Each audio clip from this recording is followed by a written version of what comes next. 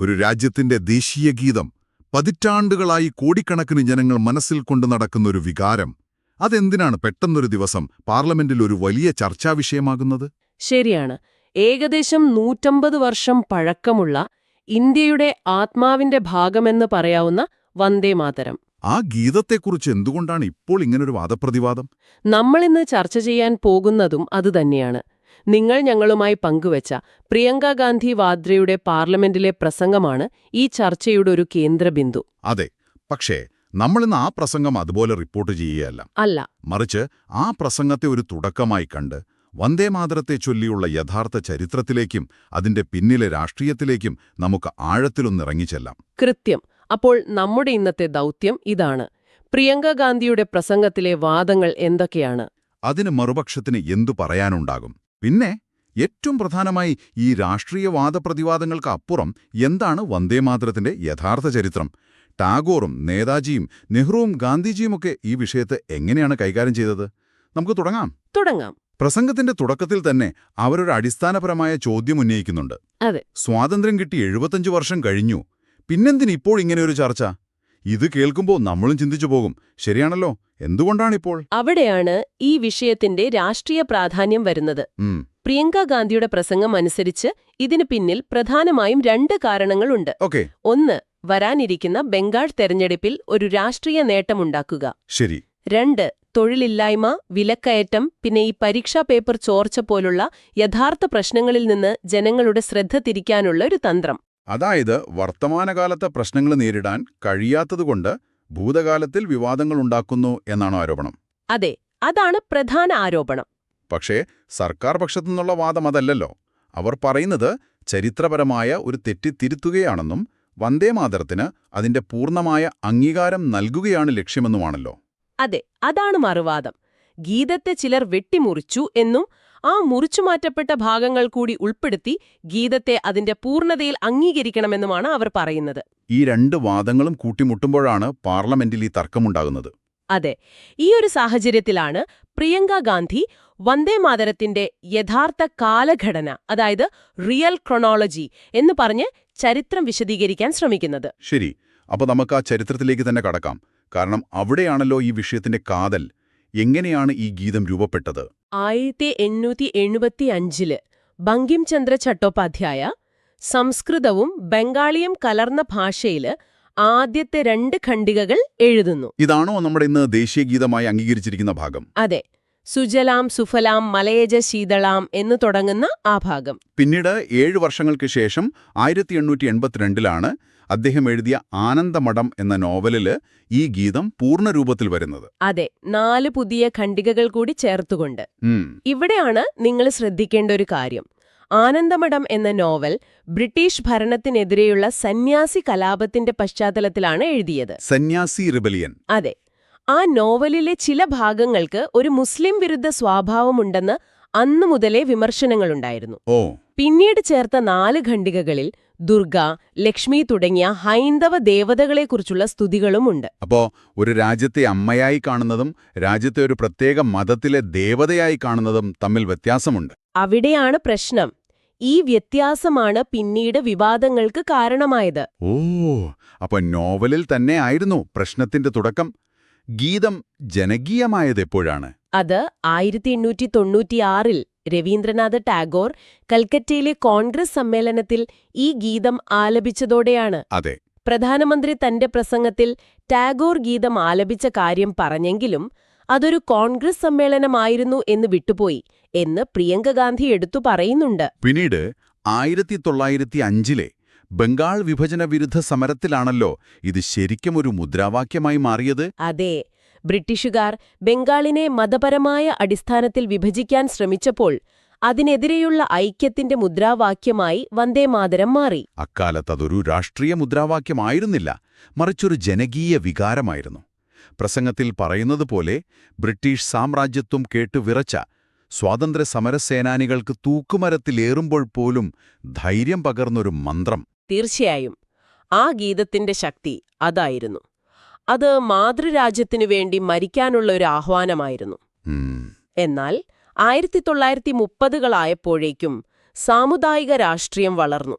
ഞാൻ നേരത്തെ സൂചിപ്പിച്ച ആ നോവലിന്റെ പശ്ചാത്തലവും പിന്നീടുള്ള ഖണ്ഡികകളിലെ ബിംബങ്ങളും ചില മുസ്ലിം സംഘടനകൾ ചോദ്യം ചെയ്യാൻ തുടങ്ങി. അവിടെയാണ് ഗീതം ഒരു വലിയ വിവാദത്തിലേക്ക് പോകുന്നത്. അതെ, ഇവിടെയല്ലേ നേതാജി സുഭാഷ് ചന്ദ്രബോസും ജവഹർലാൽ നെഹ്റുവും തമ്മിലുള്ള കത്തുകളുടെ വിഷയമൊക്കെ വരുന്നത്? അതെ. പ്രധാനമന്ത്രി നെഹ്റുവിന്റെ കത്തിലെ ഒരു ഭാഗം മാത്രം ഉദ്ധരിച്ച് അദ്ദേഹത്തെ തെറ്റായി ചിത്രീകരിക്കാൻ ശ്രമിച്ചു എന്നാണ് പ്രിയങ്കാ ഗാന്ധിയുടെ പ്രധാന ആരോപണം. എന്തായിരുന്നു ആ സംഭവം? അത് 1937 വന്ദേ മാതരത്തെ ചൊല്ലിയുള്ള വിവാദം രൂക്ഷമായപ്പോൾ അന്നത്തെ കോൺഗ്രസ് പ്രസിഡന്റായിരുന്ന നേതാജി നെഹ്റുവിന് ഒരു കത്തെഴുതി. എന്തിനെക്കുറിച്ച്? ഈ വിഷയത്തിൽ ഒരു പരിഹാരം കാണണം. രവീന്ദ്രനാഥ ടാഗോറുമായി സംസാരിക്കുന്നത് നന്നായിരിക്കുമെന്നും അദ്ദേഹം ആ കത്തിൽ നിർദ്ദേശിച്ചു. അതിന് നെഹ്റു നൽകിയ മറുപടിക്കെത്താണ് വിവാദമായത്. ആ കത്തിലെ ഏത് ഭാഗമാണ് പ്രധാനമന്ത്രി ഉദ്ധരിച്ചതെന്നും ഏത് ഭാഗമാണ് ഒഴിവാക്കിയതെന്നുമാണ് ആരോപണം. നെഹ്റുവിന്റെ മറുപടി ഇങ്ങനെയായിരുന്നു: വന്ദേമാതരത്തിനെതിരായ ഈ കോലാഹലം വലിയൊരളവ് വരെ സാമുദായികവാദികൾ കെട്ടിച്ചമച്ചതാണ് എന്നതിൽ സംശയമില്ല.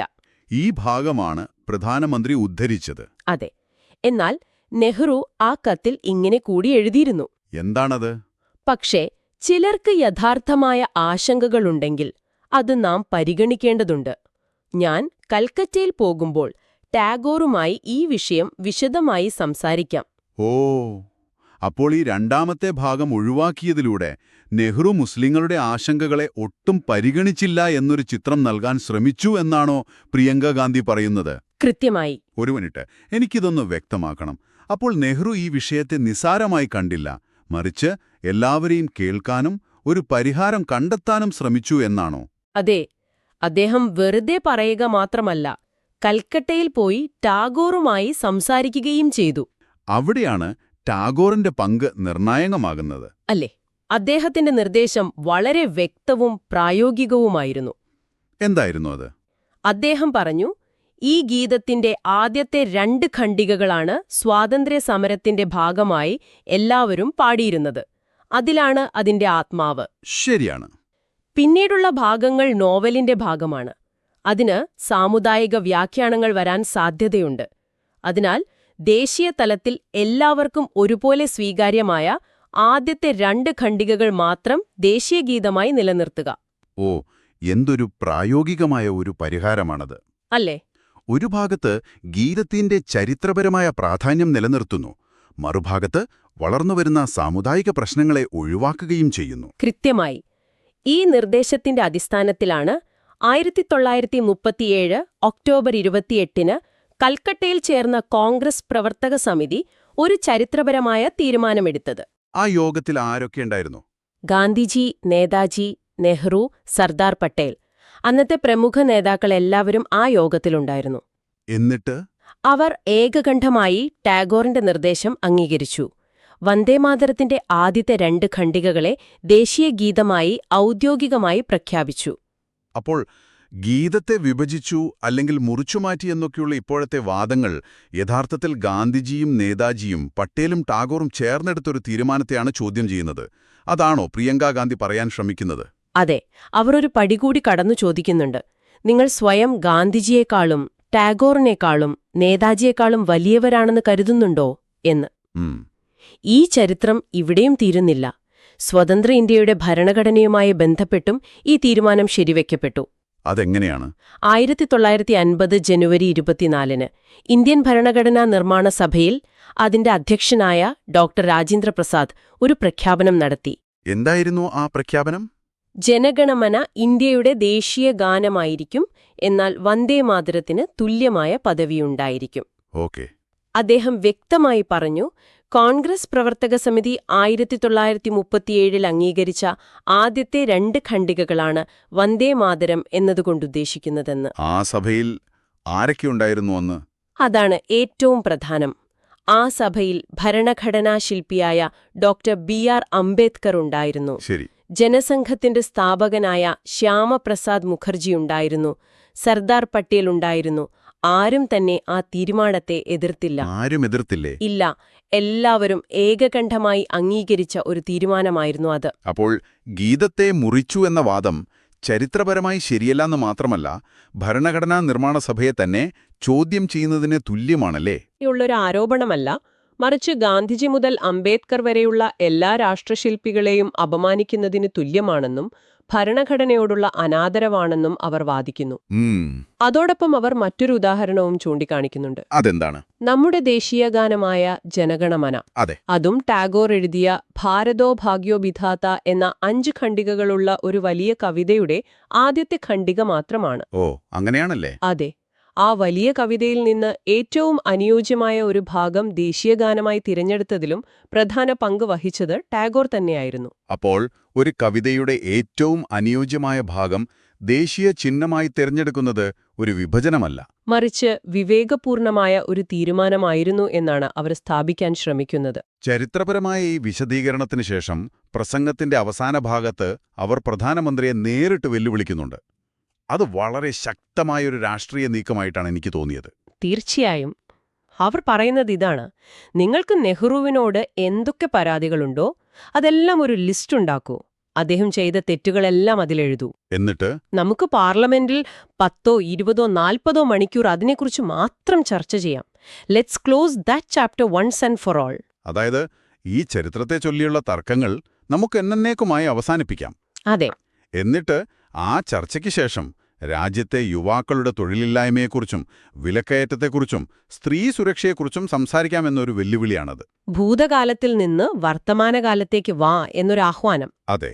നെഹ്റു സ്ഥാപിച്ച IIT, IIM, എയിംസ്, DRDO തുടങ്ങിയ സ്ഥാപനങ്ങളുടെ പ്രാധാന്യം എടുത്തു പറഞ്ഞുകൊണ്ട് അദ്ദേഹത്തിന്റെ സംഭാവനകളെയും അവർ ഓർമ്മിപ്പിക്കുന്നുണ്ട്.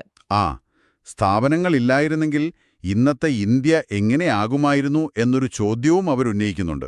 അതെ. അവസാനം എല്ലാ രാഷ്ട്രീയത്തിനും അതീതമായി വന്ദേ മാതരം ഈ രാജ്യത്തിന്റെ വികാരമാണെന്ന് അവർ ആവർത്തിക്കുന്നു. അതിർത്തിയിലെ സൈനികന്റെ നെഞ്ചിലും കളിക്കളത്തിലെ കായികതാരത്തിന്റെ ഹൃദയത്തിലും സാധാരണക്കാരന്റെ ചുണ്ടിലും വന്ദേ മാതരം ജീവിക്കുന്നു. ഈ മഹാമന്ത്രത്തെ വിവാദമാക്കുന്ന പാപത്തിൽ ഞങ്ങൾ പങ്കുചേരില്ല എന്ന് പറഞ്ഞുകൊണ്ടാണ് അവർ പ്രസംഗം അവസാനിപ്പിക്കുന്നത്. 1905 മുതൽ ഇന്നുവരെയുള്ള എല്ലാ കോൺഗ്രസ് സമ്മേളനങ്ങളിലും വന്ദേമാതരം ആലപിക്കാറുണ്ടെന്നും അവർ കൂട്ടിച്ചേർക്കുന്നുണ്ട്. അതെ, അത് തങ്ങളുടെ പാരമ്പര്യത്തിന്റെ ഭാഗമാണെന്നും. ശരി. അപ്പോൾ നമ്മൾ ഈ പ്രസംഗവും അതിന്റെ ചരിത്ര പശ്ചാത്തലവും വിശദമായി ചർച്ച ചെയ്തു. ഒരു ദേശീയ ചിഹ്നത്തെക്കുറിച്ചുള്ള ചർച്ച, അതിന്റെ ചരിത്രപരമായ വ്യാഖ്യാനങ്ങൾ, അതിന്മേലുള്ള രാഷ്ട്രീയ ആരോപണങ്ങൾ, യഥാർത്ഥ പ്രശ്നങ്ങളിൽ നിന്നുള്ള ശ്രദ്ധ തിരിക്കലാണോ എന്ന ചോദ്യം, പല തലങ്ങളുള്ള ഒരു വിഷയമാണിത്. ഇവിടെയാണ് നമ്മൾ സ്വയം ചോദിക്കേണ്ട ഒരു ചോദ്യമുയരുന്നത്. എന്താണത്? ഈ പ്രസംഗം ഒരു തരത്തിൽ ഭൂതകാലത്തിൽ കുടുങ്ങിക്കിടക്കുന്ന രാഷ്ട്രീയവും വർത്തമാനകാലത്തെയും ഭാവിയെയും അഭിമുഖീകരിക്കുന്ന രാഷ്ട്രീയവും തമ്മിലുള്ള ഒരു സംവാദമാണ് മുന്നോട്ടുവെക്കുന്നത്. ശരിയാണ്. ഒരു രാജ്യത്തിന്റെ രാഷ്ട്രീയ വ്യവഹാരത്തിൽ ചരിത്രത്തെ ആദരിക്കുന്നതും ചരിത്രത്തിന്റെ പേരിൽ തർക്കിച്ച് വർത്തമാനകാലത്തെ മറക്കുന്നതും തമ്മിലുള്ള അതിർവരമ്പ് എവിടെയാണ്? അതൊരു വലിയ ചോദ്യമാണ്. ഒരു രാജ്യം എപ്പോഴാണ് അതിന്റെ അടിസ്ഥാന ചിഹ്നങ്ങളെക്കുറിച്ച് ചർച്ച ചെയ്യേണ്ടത്? എപ്പോഴാണ് പൗരന്മാരുടെ വിശപ്പിന്റെയും തൊഴിലിന്റെയും പ്രശ്നങ്ങളിൽ ശ്രദ്ധ കേന്ദ്രീകരിക്കേണ്ടത്? ഇതിനൊരു എളുപ്പമുള്ള ഉത്തരമില്ല. ഇല്ല. ഇത് നിങ്ങൾ ഓരോരുത്തരും ചിന്തിക്കേണ്ട ഒരു കാര്യമാണ്.